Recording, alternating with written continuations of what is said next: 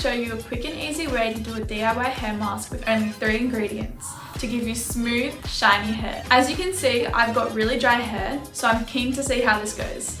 Let's go! To make this hair mask, you need eggs, apple cider vinegar and honey. Start by adding 1 teaspoon of honey, 1 tablespoon of apple cider vinegar,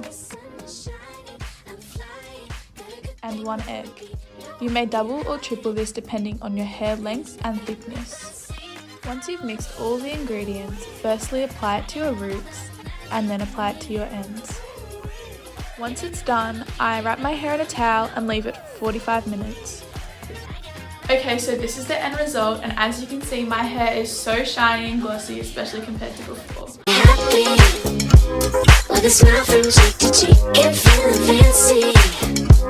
That's where I'm going. It is so easy to make, literally just 3 ingredients, mix it together and you get this. Make sure to subscribe below for more similar content, hair hacks and tricks.